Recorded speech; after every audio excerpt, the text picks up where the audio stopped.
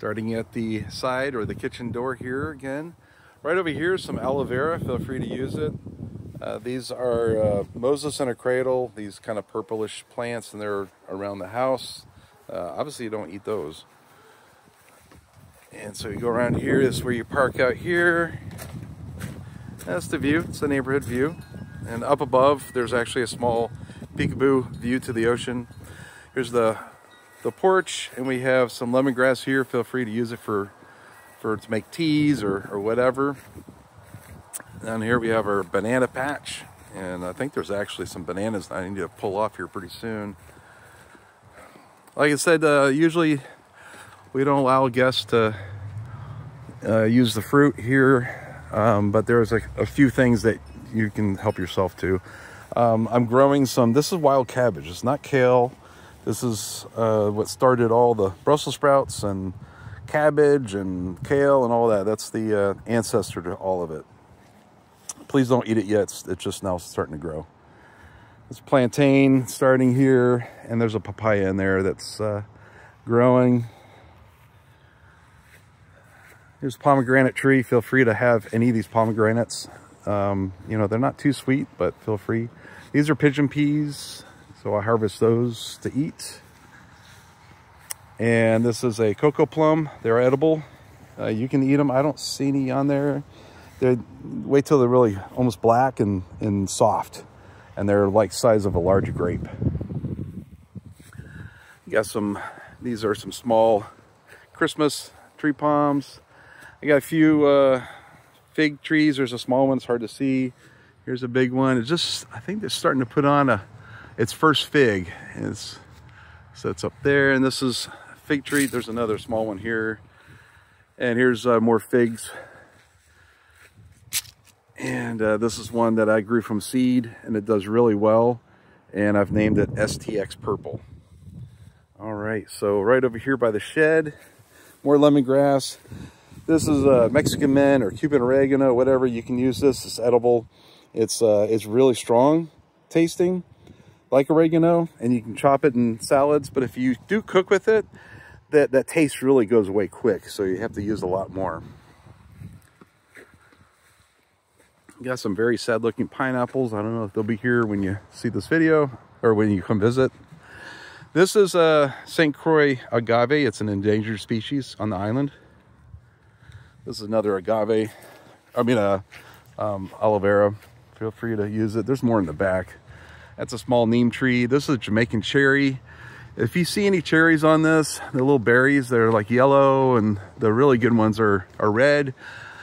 And usually they have them. I don't see any right now. The birds or the bats probably got to all of them. And yeah, you can come out here, and if you see any, if they're yellow, I'm trying to find some to show you, but I don't see any. They're just small little berries. So they kind of look like this, but they're yellow or red. The red ones are the sweetest, and they taste like cotton candy. I'm not joking. This is a acerola or Barbados cherry, also known as. And feel free, if they're really, really dark red, a lot of times they'll fall on the ground. You can eat them. Those are good. They have 3 seeds in them. Don't eat the seeds. This is a very sad lemon tree. Not sure if it's going to make it. And I got there's some moringa out here. Feel free to eat the moringa. It's a superfood, really, and everything on the moringa trees are edible. I mean, you can eat the flowers, you can eat the leaves, you can use these, chop these up, and use them like green beans and stuff like that. You can pickle. They're really useful. Let's see what else. There's some small mango trees that don't have fruit yet, maybe in a few years. And if you see any ripe papayas, you can eat those. You got avocado back there. It's very small. More pigeon peas. And that's a guava tree right there. It's tiny, so you won't see any guavas. And let's see, that's my nursery. It may or may not be there when you come visit. Here's a little papaya patch. It was giving us some really good papayas, but now it's kind of gone. And just kind of starting again. You can see in and they're very good. It's just there's not a ton of them out here right now. So I'll probably plant a few more. There's a couple naturally just coming up. Right, there's one right there. There's another one down here. This was what powers the entire house. So we're off grid. It's not connected to the electric system on the island. So that means no power outages. There's more moringa trees down here. That's the laundry. So I'll show you the laundry. And you also have this pergola. Don't mind the ladder. I'm repairing the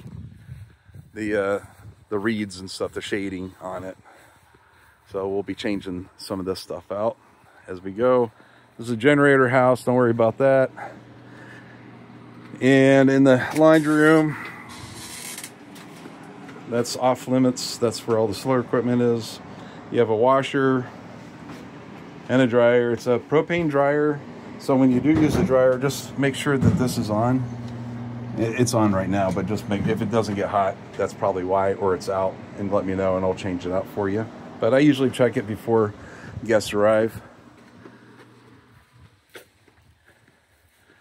Down in the pergola, there's a gas propane stove, or I mean a barbecue. The utensils for this are in the drawer of the island in the kitchen. And there's propane in it, and I'll check it before you get here. And when you do try to use this, go ahead and open the valve. Make sure that's open. And when you're done with it, just do a basic, scrub it down so there's no like foods left in it, so the ants and stuff don't go in there. And obviously any cookware, dishes, and utensils, if you use those here at the house, just wash them and put them back where you found them. That'd be awesome. Thanks.